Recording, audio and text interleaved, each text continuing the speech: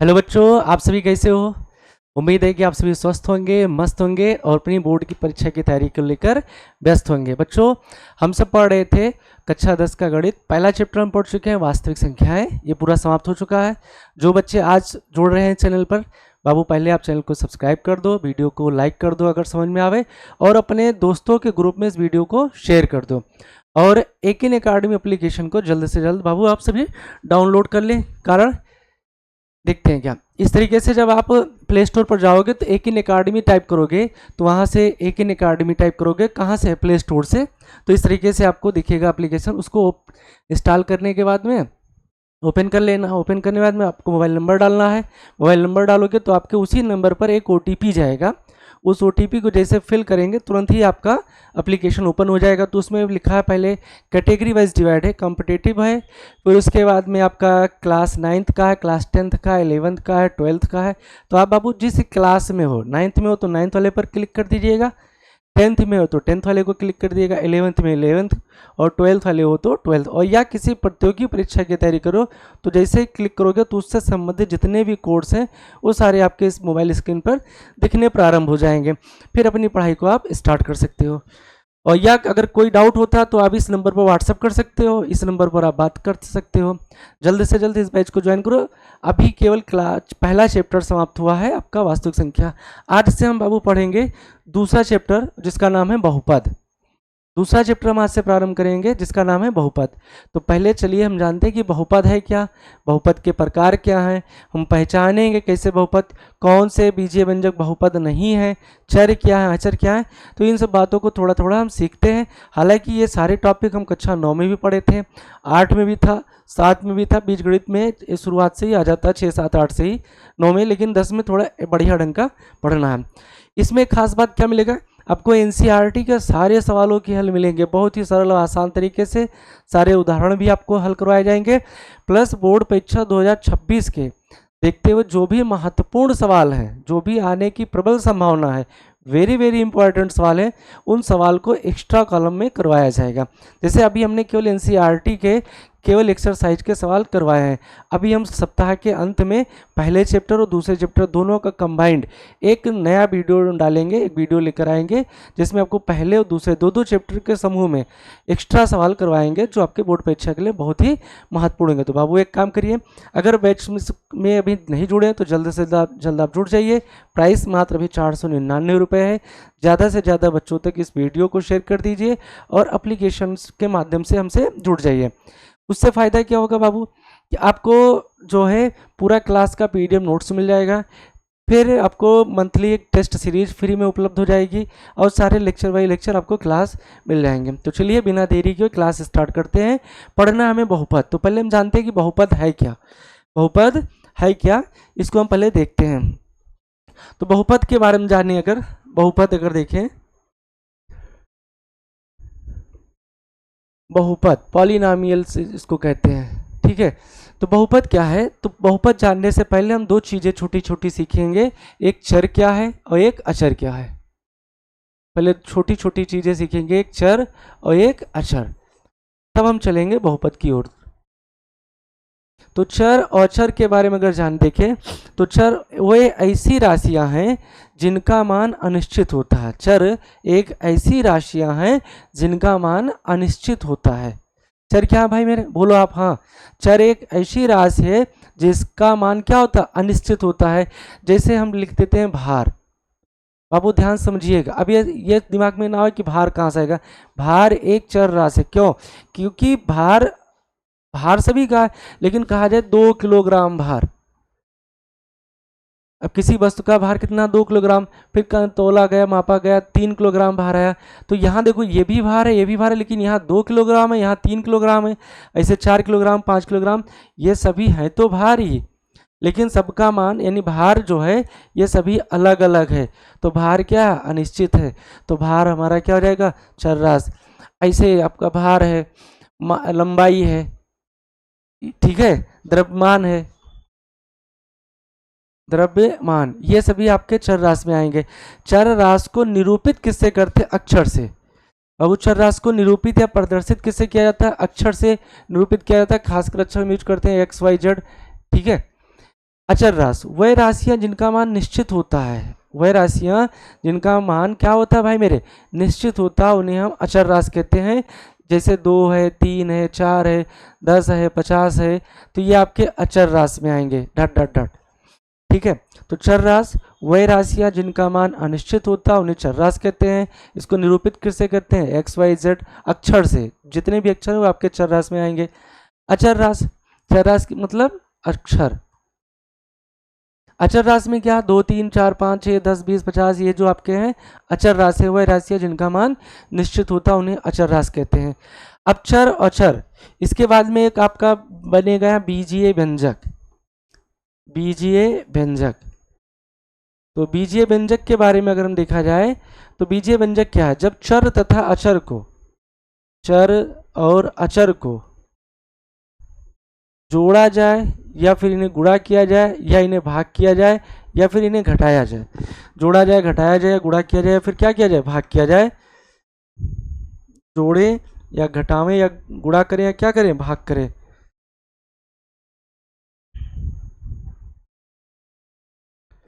जब चर तथा अचर को जोड़ा जाए या घटाया जाए या गुणा किया जाए या भाग किया जाए तो जो मान प्राप्त होता है उसी को कहते हैं हम बीजीय व्यंजक। चर राशि का मतलब जब किसी चर या अचर राशि को जोड़ा जाए या घटाया जाए या गुणा किया जाए, भाग किया जाए, तो उसे कहते हैं बीजीय व्यंजक। राम शुक्ला भाई नमस्कार। रोहित पाल गुड इवनिंग भाई।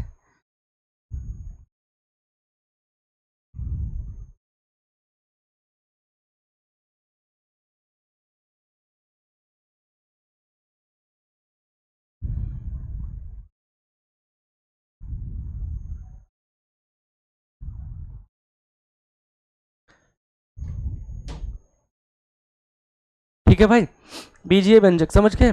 जब चर तथा अचर को जोड़ दिया जाए या घटा दिया जाए या गुणा किया जाए, भाग किया जाए, तो जो परिमाण यानी जो परिणाम प्राप्त होता है उसी को कहते हैं बीजीय व्यंजक। जैसे मान लीजिए 3 ये अचर राशि है, यक्स हमारी चर राशि है, दोनों को अगर जोड़ने के लिए कहें तो ये जुड़कर बनेगा आपका 3 + x। तो जो 3 + x लिखा गया ये आपका बीजीय व्यंजक है। 3 + x जो लिखा गया है क्या आपका बीजीय व्यंजक है। ऐसे मान लीजिए 3 लिखा है, x लिखा है, इसको घटाने के लिए कहा जाए तो 3 - x ये आपका बीजीय व्यंजक होगा। इसे 3 में x से गुणा करने के लिए कहा जाए तो आपका बनेगा 3x, तो 3x आपका बीजीय व्यंजक है। भाग करने के लिए कहा जाए तो 3/x या x को 3 से भाग करें तो x/3, ये सभी आपके बीजीय व्यंजक हैं। भाई मेरे ये सभी क्या है, बीजीय व्यंजक हैं। सभी क्या है, बीजीय व्यंजक। तो 3 चीजें, 3 बातें हमने सीखा। चर राशि वह राशियां जिनका मान अनिश्चित होता है उन्हें चर राशि कहते हैं। चर राशि को हम निरूपित किससे करते हैं, एक्स वाई जेड जितने भी अक्षर हैं उनसे। अचर राशि वह राशियां जिनका मान निश्चित होता है, यानी मान न बदले, तो आपकी अचर राशि, इसमें आपकी गिनती आ जाएंगी। बीजीय व्यंजक जब चर तथा अचर को जोड़ा जाए या घटाया जाए या गुणा किया जाए, भाग किया जाए, तो जो मान प्राप्त होता है उसे बीजीय व्यंजक कहते हैं। जैसे हमने कहा कि 3 में x जोड़ो भाई, तो 3 अचर है और x चर है, जोड़ा जाए तो 3 + x बना, तो ये 3 + x ही आपका बीजीय व्यंजक कहलाएगा। और ये एक चर राशि होगा, ये बात ध्यान है, पूरा एक क्या होगा, चर राशि होगा। क्यों, क्योंकि ये पूरा मान x पर डिपेंड कर रहा है। x बढ़ेगा तो ये पूरे का मान बढ़ेगा, x का मान घटेगा तो पूरे का मान घटेगा, यानी ये फिक्स नहीं है। तो इसलिए 3 + x एक जो है चर राशि है। तो चर अचर बीजीय व्यंजक, ये 3 बातें आपके समझ में आ गई होंगी। अगर कोई दिक्कत है तो आप कमेंट कर भाई बता सकते हो। ठीक है, अगर कोई दिक्कत है, कोई समस्या है तो आप कमेंट कर बता सकते हो।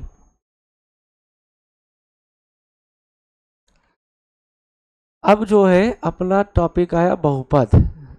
ये चैप्टर जो है बहुपद है, तो बहुपद को देखें, लिखेंगे कि वे बीजीय व्यंजक, बहुपद में क्या है, वे बीजीय व्यंजक, वे बीजीय व्यंजक जो a0 + a1x + a2x² + dot dot plus an x की पावर n के रूप में होते हैं, उन्हें बहुपद कहते हैं, उन्हें बहुपद कहते हैं। उन्हें क्या कहते हैं भाई मेरे? बहुपद कहते हैं। जहां A0, A1, A2, A3 dot dot ऐसे AN एक वास्तविक संख्या है या वास्तविक संख्याएं हैं, वास्तविक संख्याएं हैं। क्या है भाई मेरे? वास्तविक संख्या।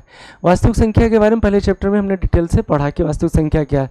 परिमेय तथा अपरिमेय संख्याओं के समूह को क्या कहा जाता है? वास्तविक संख्या कहते हैं। तो बहुपद की डेफिनेशन हुई। आप बोलो मेरे साथ, वह बीजीय व्यंजक, हाँ भाई आप बोलो, वह बीजीय व्यंजक जो A0 plus A1x plus A2x square plus A3x cube plus dot dot plus AN x की पावर n के रूप में होते हैं, उन्हें हम बहुपद कहते हैं। जहां A0, A1, A2, A3 dot dot AN जो है एक वास्तविक संख्या है, ठीक है, या वास्तविक संख्याएं कह दिए। क्लियर हुआ? ये हुआ बहुपद का डेफिनेशन। या एक डेफिनेशन और बता देते हैं आपको, या वे बीजीय व्यंजक, वे बीजीय व्यंजक जिनमें चर की घात एक ऋणोत्तर पूर्णांक होती है, यह ऋणोत्तर पूर्णांक हो, वह बीजीय व्यंजक जिनमें चर की घात एक ऋणोत्तर पूर्णांक हो, उसे बहुपद कहते हैं, उसे बहुपद कहते हैं। तो चाहे भाई मेरे पहला डेफिनेशन याद रखो और चाहे दूसरा, क्या कहा हमने? वह बीजीय व्यंजक जिनमें चर की घात एक ऋणोत्तर पूर्णांक हो। अब ऋणोत्तर पूर्णांक क्या है, चलिए इसको हम समझा देते हैं आपको। ऋणोत्तर पूर्णांक का मतलब ऋणात्मक संख्या से बड़ा पूर्णांक, 0 है, 1 है, 2 है, 3 है, 4 है, 5 है, डॉट डॉट डॉट। तो ये आपके ऋणोत्तर पूर्णांक में आ जाएंगे। क्या आ जाएंगे? ऋणोत्तर पूर्णांक में आ जाएंगे, ठीक है। किसमें आ जाएंगे? ऋणोत्तर पूर्णांक में। 0, 1, 2, 3, 4, 5, 6 डॉट डॉट, ये आपके ऋणोत्तर पूर्णांक। तो जब किसी बीजीय व्यंजक में, भाई मेरे ध्यान से समझो, जब किसी बीजीय व्यंजक में जो चर लिखा, अभी हमने क्या कहा, चर को निरूपित करते हैं XYZ से, तो यानी अक्षर से। तो जब किसी बीजीय व्यंजक में अक्षर की घात 0 लिखा हो, 1 लिखा हो, 2 लिखा हो, 3 लिखा हो, इस तरीके की संख्या लिखी हो, तो ही उसे हम बहुपद कहेंगे। जैसे सपोज करो हमने लिख दिया 5x स्क्वायर प्लस 7x और प्लस 8 लिख दिया। भाई मेरे ध्यान से देखते चलो, बहुपद का टॉपिक बहुत ही आसान है और पेपर में पूछता है, हर बार पेपर में पूछता है 4 से 5 नंबर में। तो इसमें देखें कर तो चर की घात अगर देखा जाए, इसमें क्या देखा जाए भाई मेरे? चर की घात। तो यहाँ देखो चर x है, उसकी घात 2 है, यहाँ चर x है, इसकी घात 1 है, यहाँ चर है ही नहीं तो उसमें चर की घात 0। तो इस पूरे बीजीय व्यंजक में जो चर की घात है, चर की जो घात है वो घात क्या है? 0 है, 1 है, 2 है। चर की घात 0, 1, 2, और 0, 1, 2 जो है ये हमारा ऋणोत्तर पूर्णांक है। इसीलिए इस बीजीय व्यंजक को हम बहुपद कहेंगे। इसलिए इसी बीजीय व्यंजक को क्या कहेंगे? बहुपद कहेंगे। क्यों? चूंकि इसमें चर की घात एक ऋणोत्तर पूर्णांक है, क्योंकि इसमें चर की घात एक क्या है? ऋणोत्तर पूर्णांक है। 5x square plus 7x plus 8। एक एग्जाम्पल और देख लेते हैं। 3x की पावर 3 प्लस 7x की पावर 2 माइनस 8x प्लस 9। यहाँ भी अगर आप चर की घात देखो तो यहाँ घात 3 है, यहाँ घात 2 है, यहाँ घात 1 है, यहाँ घात 0 मानते हैं। जब कुछ लिखा ना हो चर तो उसमें चर की घात क्या मानते हैं? 0 मानते हैं। तो ये भी आपका बहुपद है। या इस तरीके लिख दें 3x, तो ये भी आपका बहुपद, चूंकि इसमें चर की घात 1 है। तो बहुपद समझ गए? वह बीजीय व्यंजक जिनमें चर की घात एक ऋणोत्तर पूर्णांक हो, यानी उसमें लिखा हुआ जो अक्षर है उसकी घात 0 मिले, 1 मिले, 2 मिले, 3 मिले, 4, 5, 6 मिले, तो ये आपका बीजीय बहुपद कहलाएगा, ठीक है। अब कौन सा बीजीय व्यंजक बहुपद नहीं है? कौन सा बीजीय व्यंजक बहुपद नहीं है? ध्यान से समझो, बहुपद नहीं है। कौन सा बीजीय व्यंजक बहुपद नहीं है? तो इसके लिए आप ध्यान से देखो, कौन सा बीजीय व्यंजक बहुपद नहीं है? तो लिख दिया जाए सवाल 3x² plus 7 under root x plus 2। तो यहां देखा जाए अगर चर की घात, तो यहां चर की घात 2 लिखा है, यानी ये तो बात सही है। यहां ये रूट x लिखा है, तो रूट x का मतलब होता है x की पावर 1/2। अंडर रूट एक्स लगाओ, ये करड़ी के रूप में लिखा है, या उसको घातांक रूप में लिखेंगे तो बन जाएगा x की पावर 1/2। तो अंडर रूट एक्स को हम लिख सकते हैं x की पावर 1/2, और 1/2 हमारा ऋणात्मक पूर्णांक नहीं है। यहाँ तो घात 2 ये ऋणात्मक पूर्णांक है, लेकिन यहाँ घात x की पावर 1/2 लिखा है, यहाँ x की पावर 1/2 है, इसलिए ये घात ऋणात्मक पूर्णांक नहीं है। अतः ये पूरा का पूरा व्यंजक तो है लेकिन बहुपद नहीं है। व्यंजक क्यों? चूंकि चर अचर को जोड़ा जाए, घटाया जाए, गुणा किया जाए, भाग किया जाए, तो जो मान प्राप्त होता है उसी को हम बहुपद कहते हैं। तो भाई मेरे ये व्यंजक बीजीय व्यंजक तो है लेकिन बहुपद नहीं है। रीजन क्यों नहीं है? क्योंकि इसमें जो x की घात लिखी है ये 1/2 है, या इसमें लिखा जो x है इसकी घात ऋणात्मक पूर्णांक नहीं है, ऋणात्मक पूर्णांक नहीं है, इसलिए बहुपद नहीं है। चलिए एक और एग्जांपल लिख देते हैं। मान लीजिए 5x² प्लस 7/x प्लस 9 लिखा। अब यहाँ देखा जाए ये भी बहुपद नहीं है। देखो ये घात 2 आपका ऋणात्मक पूर्णांक है, लेकिन यहाँ घात 1 तो है, लेकिन जब इसको ऊपर लेकर जाएंगे तो आपने कक्षा 6, 7, 8 में पढ़ा होगा कहीं चैप्टर में, एक ही घात जो -m है, तो ये अगर चाहे तो बटे में जाएगा 1/m हो जाएगा, a की पावर m। तो अगर a की पावर m लिखा तो इसको ऊपर लेकर जाएंगे तो a की पावर -m बनेगा। तो यहाँ x की पावर 1 है, तो जब इसको ऊपर लेकर जाएंगे तो x की पावर -1 हो जाएगा। ये x की पावर क्या हो जाएगा? -1 हो जाएगा, और -1 ऋणात्मक पूर्णांक में नहीं आ रहा है। ठीक है, -1 ऋणात्मक पूर्णांक में नहीं आ रहा है, इसलिए यह आपका बहुपद नहीं है। बीजीय व्यंजक तो है लेकिन बहुपद नहीं है। 5x³ plus under root 7x plus 2 under root x -7। अब देखो ये सवाल जैसे दिया है तो हमें केवल रूट वाला देखना होता है क्या? 5x³ plus under root 7x² plus 2 under root x, तो यहाँ x की पावर 3 ये आपका ऋणात्मक पूर्णांक है। हमें चर की घात देखना है, ये 7 रूट में इसका कोई लेना देना नहीं है। बहुपद होने के लिए, बहुपद होने के लिए केवल चर की घात ऋणात्मक पूर्णांक हो बस। तो यहाँ घात 3 है, ये ऋणात्मक पूर्णांक है, यहाँ घात 2 ये भी ऋणात्मक पूर्णांक है। अभी हमने क्या सीखा? रूट x लिखा, तो रूट x का मतलब होता है x की पावर 1/2, और जैसे पावर 1/2 हुआ तो ये ऋणात्मक पूर्णांक नहीं है, ये ऋणात्मक पूर्णांक नहीं है, इसलिए यह बहुपद नहीं होगा। जैसे एक और एग्जांपल बहुपद वाले में लिखते हैं, अंडर रूट 2x², ये under root 2x² plus under root 5x plus 7, ये बहुपद है। चूंकि हमें रूट 2 से नहीं मतलब है, चर की घात से मतलब होता है, और चर की घात अगर ऋणात्मक पूर्णांक है तो फिर वो बहुपद होता है। तो ये बहुपद है लेकिन ये बहुपद नहीं है, चूंकि रूट 7 कोई लेना देना नहीं। यहाँ देखो रूट x मिला तो x की पावर 1/2 है, तो इसलिए बहुपद नहीं है, ये भी बहुपद नहीं है, ये बहुपद नहीं है, ये भी बहुपद है, बहुपद है, बहुपद है, बहुपद है।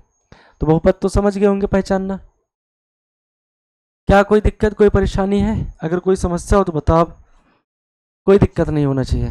बहुपद आपके क्लियर हुए, दोनों डेफिनेशन अब अच्छे से तैयार कर लीजिएगा। अब बहुपद के प्रकार देख लेते हैं थोड़ा बहुत।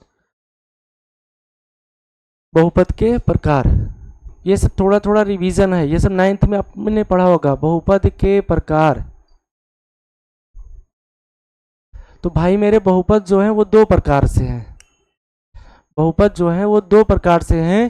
पहला अगर देखा जाए तो आपका पदों के आधार पर, पदों के आधार पर,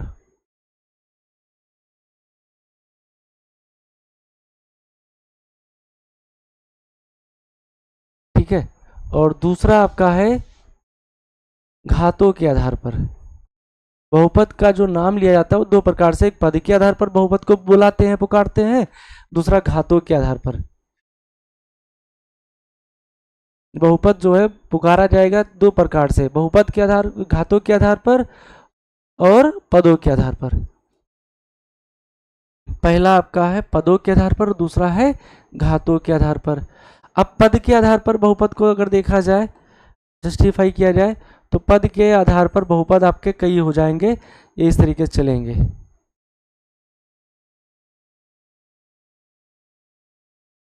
शून्य पदीय बहुपद, शून्य पदीय बहुपद। दूसरा हो जाएगा अगर देखा जाए तो एक पदीय बहुपद, एक पदीय बहुपद। ऐसे देखा जाए तो द्विपदीय बहुपद, द्विपदीय बहुपद। ऐसे अगला देखा जाए तो त्रिपदीय बहुपद है,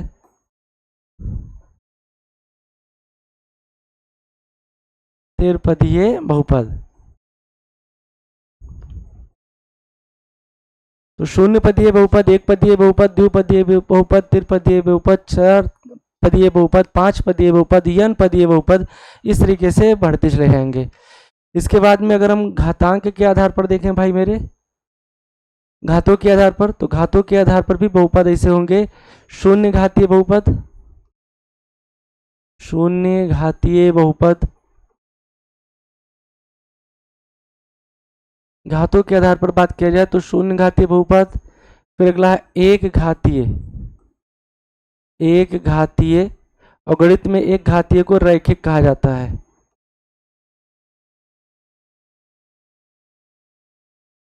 या इसी को कहते हैं सरल बहुपद। अब एक घातीय बहुपद कह दो, रैखिक बहुपद कह दो, या सरल बहुपद कह दो। इसके बाद में आता है द्विघातीय बहुपद।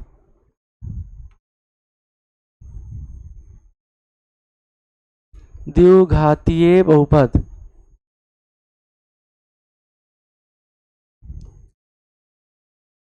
इसके बाद आएगा त्रिघातीय बहुपद, त्रिघातीय बहुपद। ऐसे चार घातीय बहुपद, पांच घातीय बहुपद, n घातीय बहुपद। तो बहुपद के प्रकार हो गए। अब चलिए एक एक करके इनको निपटाते हैं।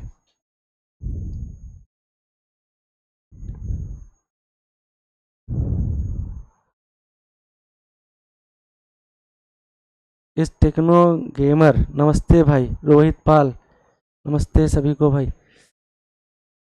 चलिए, तो बहुपद के प्रकार में दो प्रकार के आपके पढ़े गए, बहुपदों के आधार पर, घातों के आधार पर। पदों के आधार पर शून्य पदीय बहुपद, एक पदीय बहुपद, द्विपदीय बहुपद, त्रिपदीय बहुपद, चार पदीय बहुपद, n पदीय बहुपद हो जाएगा। घातों के आधार पर भी ऐसे शून्य घातीय बहुपद, एक घातीय बहुपद, या रैखिक बहुपद, या सरल बहुपद कहते हैं। दो घातीय बहुपद, त्रिघातीय बहुपद, चार घातीय बहुपद, पांच घातीय बहुपद, ऐसे ही n घातीय बहुपद जाएगा। तो अब अगर इनमें आगे देखा जाए तो वह बहुपद जिसमें एक घात हो, वह बहुपद जिसमें एक, पहले पद के आधार पर देख रहे हैं, तो वह बहुपद जिसमें एक पद हो, वह बहुपद जिसमें कितने पद हो भाई मेरे, एक पद हो, ठीक है। वह बहुपद जिसमें एक पद हो उसे एक पदीय बहुपद कहेंगे। वह बहुपद जिसमें दो पद हो उसे द्विपदीय बहुपद। तो पहला हम देखते हैं शून्य बहुपद, पहला है कौन सा, शून्य पदीय बहुपद। शून्य पदीय बहुपद मतलब जैसे लिख दिया जाए 0x, 0 इंटू एक्स स्क्वायर लिख दिया जाए, तो ये शून्य पदीय बहुपद है। इसमें एक भी पद नहीं है, शून्य पद है, शून्य। एक पदीय बहुपद में क्या होगा, जिसमें एक पद हो, जिसमें, जिस बहुपद में एक पद हो, जिसमें एक पद हो, ठीक है। इसका एग्जाम्पल अगर देखा जाए तो एग्जाम्पल में आ जाएगा x, 3x, 7x। तो ये आपके एक पदीय बहुपद, सब में देखो एक एक पद है। अगला है द्विपदीय बहुपद, जिसमें दो पद हो, वह बहुपद जिसमें दो पद हो, जिसमें दो पद हो, वह बहुपद जिसमें दो पद हो उसे कहते हैं द्विपदीय बहुपद। इसके एग्जाम्पल की अगर बात की जाए तो इसमें आ जाएगा example x plus 7, x square plus 7x dot dot dot. तो ये आपके द्विपदीय बहुपद हो गए। त्रिपदीय बहुपद मतलब जिसमें तीन पद हो, वह बहुपद जिसमें तीन पद हो, जिसमें तीन पद हो, वह बहुपद जिसमें तीन पद हो। इसके एग्जाम्पल की अगर बात की जाए तो x square plus 7x plus 8, ऐसे लिख सकते हैं 3x स्क्वायर माइनस या इसका मानक रूप ही लिख देते हैं, ए एक्स की power 3 plus B X square plus C X plus D, ये भाई मेरे आपका त्रिपदीय बहुपद है। कौन सा बहुपद है? त्रिपदीय बहुपद या तीन पदीय बहुपद है। कोई दिक्कत, कोई परेशानी तो बताओ। तो पदों के आधार पर बहुपद बताया आपको हमने। शून्य पदीय बहुपद वह बहुपद जिसमें शून्य पद हो, जैसे 0 into x 0x square plus 0x cube dot dot इसे आ जाए। एक पदीय बहुपद वह बहुपद जिसमें एक पद हो, जैसे आपका एग्जांपल में x कहीं लिखा तो एक पदीय बहुपद होगा। 3x लिखा है तो भी एक पदीय होगा, क्योंकि 3 और x के बीच में गुणा है इसलिए इसको एक पद मानेंगे। द्विपदीय बहुपद जिसमें दो पद हो, वह बहुपद जिसमें दो पद हो उसे कहते हैं द्विपदीय बहुपद। दो पद हो, अगर किसी बहुपद में दो पद दिया है तो वो आपका द्विपदीय बहुपद कहलाएगा। जैसे x और 7 विजातीय पद है तो x प्लस 7 दो पद है, ये भी विजातीय तो दो पद है। फिर पदीय बहुपद जिसमें तीन पद हो, वह बहुपद जिसमें तीन पद हो। कितने पद हो? तीन पद हो, तो उसे कहते हैं त्रिपदीय बहुपद। जैसे X square plus 7x plus 8, X cube plus B X square plus C X plus D, ये आपका त्रिपदीय बहुपद का एग्जाम्पल है। अगर कोई पूछ ले इसमें किसका मान शून्य नहीं हो सकता, तो भाई मेरे ए का मान शून्य नहीं हो सकता। अगर ए शून्य कर दिए तो आपका द्विघातीय बचेगा। तो ये पदों के आधार पर बहुपद के प्रकार थे। जैसे यन पदीय बहुपद वह बहुपद जिसमें यन पद हो। घातों के आधार पर देखें तो शून्य घातीय बहुपद जिसमें चर की घात कितनी हो? एक हो। जैसे 3 लिखा है तो ये 3 जो है आपका शून्य घातीय बहुपद है। क्यों? क्योंकि 3 है, इसके साथ यक्स नहीं लिखा है, इसकी घात क्या मानेंगे? 0, तो इसको शून्य घातीय बहुपद कहेंगे। एक घातीय बहुपद, एक घातीय बहुपद जिसमें घात एक हो, जिसमें घात कितनी हो? एक हो। घात एक हो, छोटा कर दे इसे थोड़ा सा।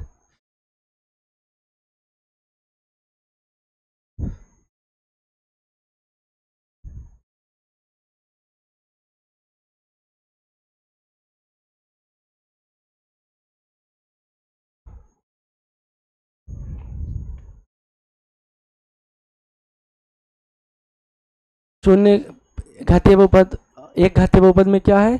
जिसमें घात एक हो।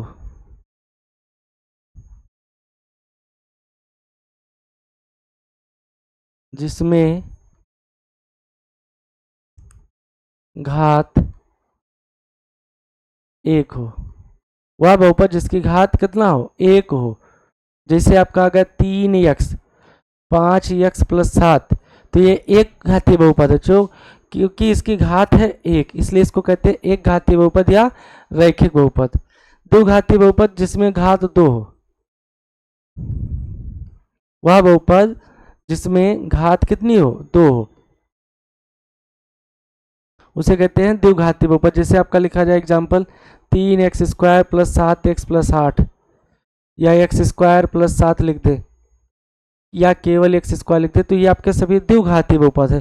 क्योंकि इसमें चर की अधिकतम घाती वो बहुपद की घात कहलाती है, 9th में पढ़ा होगा।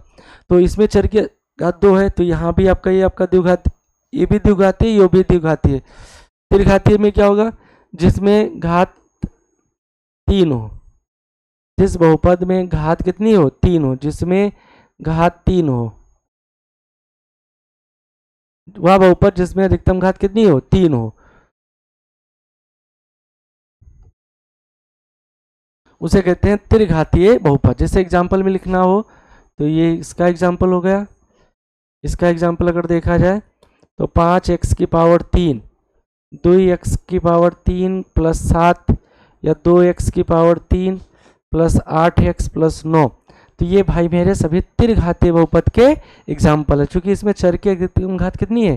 3 है। कोई दिक्कत, कोई परेशानी हो तो बताओ आप।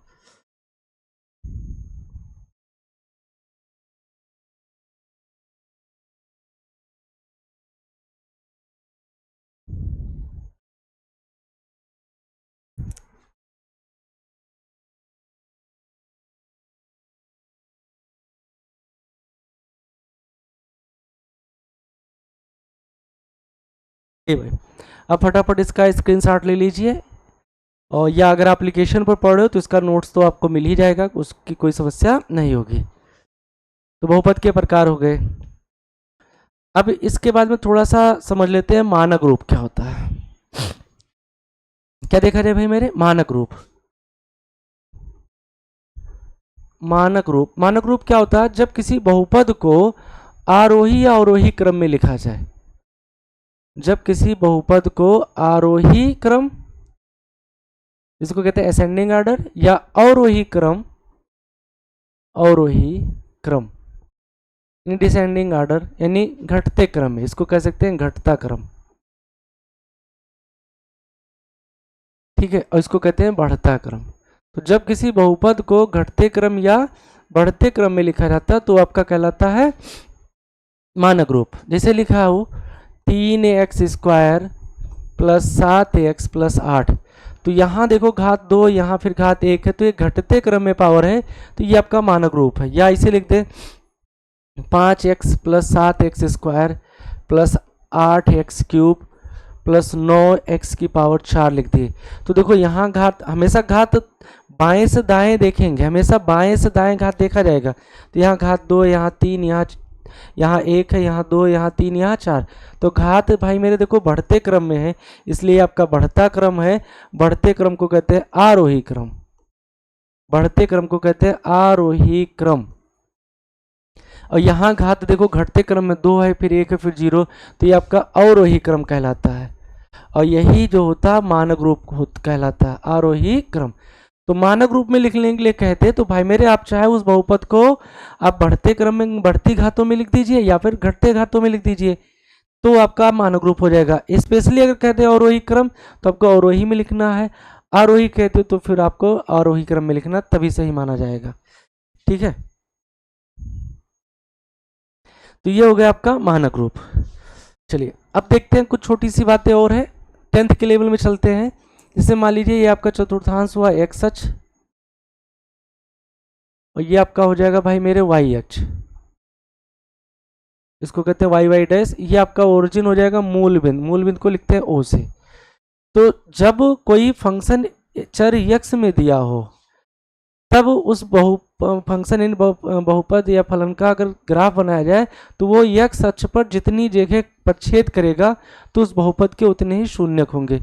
अब दिमाग में बात उठेगी भाई शून्यक सर क्या है, तो शून्यक चलिए देख लेते हैं पहले शून्यक क्या है, पहले समझ लेते हैं शून्यक। शून्यक 9th में आपने अच्छे से पढ़ा होगा कि वह मतलब किसी बीजीय बहुपद का चर का वह मान, किसी बहुपद में चर का वह मान जो उस बहुपद को संतुष्ट करे, किसी भी बहुपद में चर का वह मान जो उस बहुपद को क्या करे, संतुष्ट करे, तो उसका शून्यक कहलाता है। किसी बहुपद में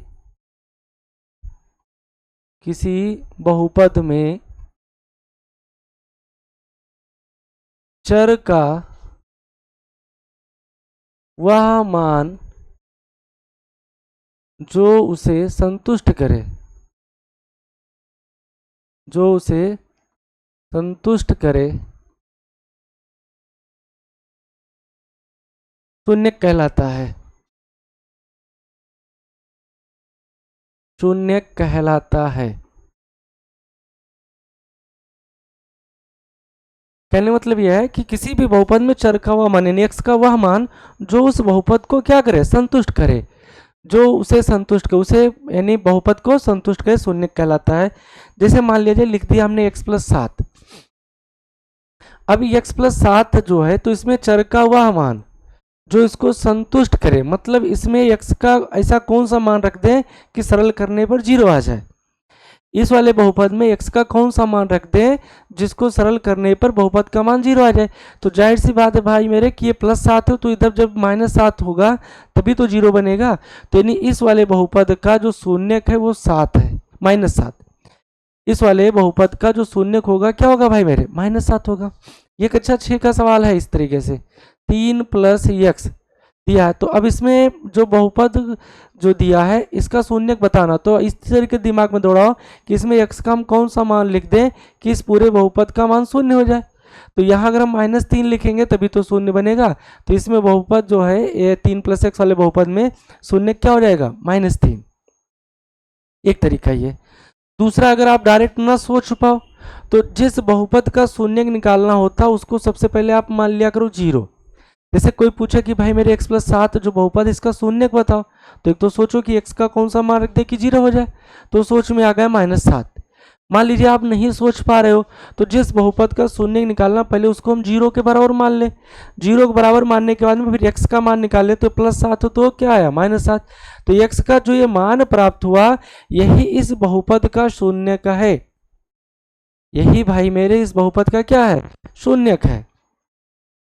क्लियर हुआ कुछ? फिर से देखो, मान लीजिए आपको बहुपद दिया गया कि 3 - x है, इसका शून्य ज्ञात करें।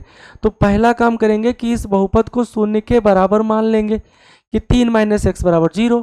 तो अब x का मान निकालना, तो ये +3 उधर जाएगा -3 होगा, तो -x बराबर -3, माइनस से माइनस सरल हो जाएगा, x बराबर फाइनल वैल्यू आपका निकल कर आया 3।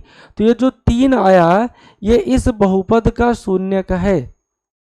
ये इस बहुपद का क्या है, शून्यक है। तो ये 9 की बातें थी, समझ पाए कुछ? शून्यक का मतलब जब किसी बहुपद में चर का वह मान, किसी बहुपद में चर का वह मान जो उसको संतुष्ट करे, उसका शून्यक कहलाता है। तो ये चीजें आपको बता दी शून्यक के बारे में। अब चलिए, जैसे मान लीजिए कोई ग्राफ बना हुआ है किसी फलन का, ये आपका एक्स डैश हो जाएगा, ए एक्स हो जाएगा, ये आपका वाई होगा, और ये वाई डैश होगा, चतुर्थांश बना दिए, ये आपका ओरिजिन होगा। तो जब किसी फलन का बहुपद का ग्राफ एक्स अक्ष को जितने बिंदुओं पर काटे, अब पेपर में 1 नंबर का सवाल दे देगा, इस तरीके से ग्राफ बना देगा, कहेगा कि ये जो बहुपद का ग्राफ है उसका शून्यक बताओ, इसमें कितने शून्यक है। तो जब ग्राफ, किसी भी फलन का ग्राफ एक्स अक्ष को, किस अक्ष को भाई मेरे, एक्स अक्ष को जितने जगह पर प्रक्षेद करे, जैसे यहाँ प्रक्षेद किया, यहाँ प्रक्षेद किया, काट दिया, यहाँ काट दिया, यहाँ काट दिया, तो यानी इसमें शून्य कितनी है, 4। जिस भी फलन का ग्राफ होगा वो उसका शून्य कितना होगा, 4 होगा। तो एक्स अक्ष पर जब कोई ग्राफ प्रक्षेद करता है तो वो उसके शून्य होते हैं। तो एक्स अक्ष पर ये ग्राफ कितनी जगह कट रहा है, प्रक्षेद हुआ 4 बार, तो इसका शून्य हो गया 4। ठीक है, एक और समझा देते हैं। जैसे मान लीजिए ये आपका आया, छोटा छोटा सवाल ले रहे हैं, ऐसे पेपर में आपके पूछा जाता है।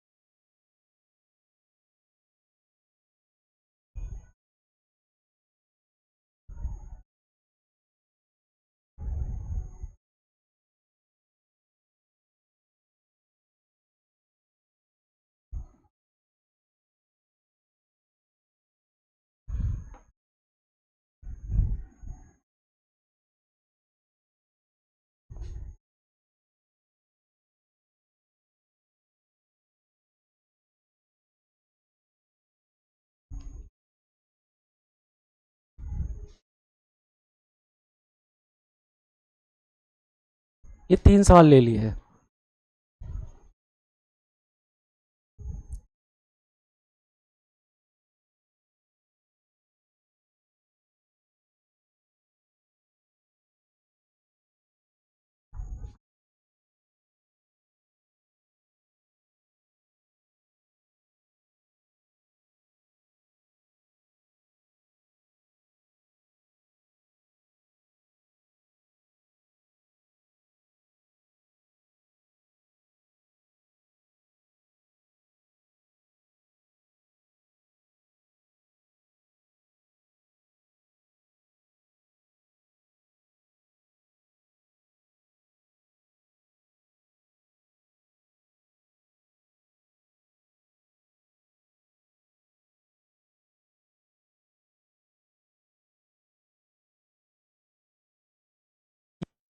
कुछ लिया सवाल, इसमें ये आपका हो जाएगा एक्स अक्ष, इसको लिखते हैं एक्स डैश, ये वाई डैश, ये आपका हो जाएगा मूल बिंदु।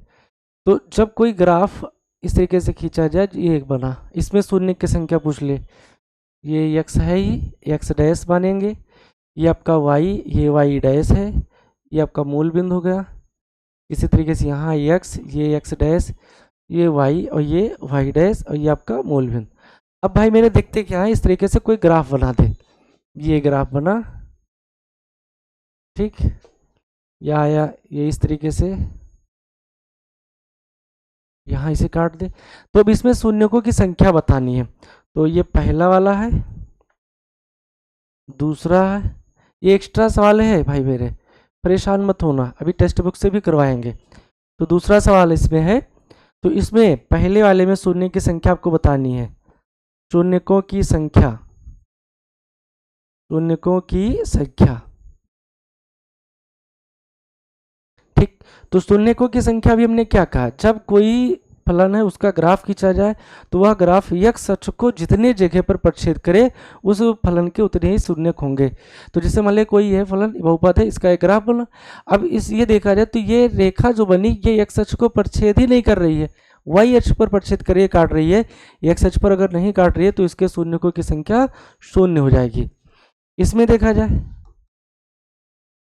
दूसरे वाले ग्राफ को देखो भाई, शून्यकों की संख्या, अगर आपको इसके शून्यकों की संख्या पता है तो आप कमेंट कर कर बताओ तुरंत, शून्यकों की संख्या।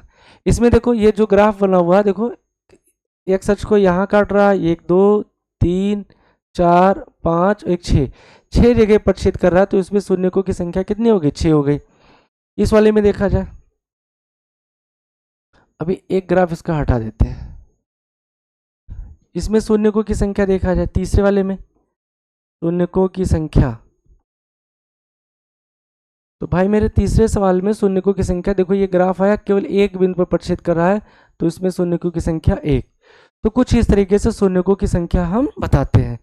तो उम्मीद कर रहे हैं कि आपको कुछ बातें समझ में आई होंगी। तो चलिए एक्सरसाइज स्टार्ट करते हैं। अब पहला सवाल है, पहला कह रहा है 2.1 का पहला सवाल है कि किसी बहुपद px, सवाल आपका दिया है किसी बहुपद px के लिए y बराबर px का ग्राफ ये दिया गया है, निम्नलिखित स्थिति में px के शून्यकों की संख्या बताना है।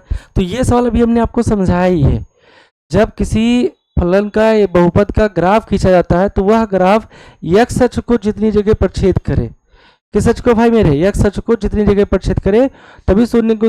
तो ये ग्राफ बना, तो ये तो x अक्ष है नहीं, ये हमारा y अक्ष, तो y अक्ष पर प्रच्छेद कर रहा है ना, तो जरूरत किस अक्ष की है, x अक्ष की। जब x अक्ष पर प्रच्छेद करेगा तभी उसके शून्यकों की संख्या बताएंगे। चूंकि लिख देना, क्योंकि निश्चित में px के शून्य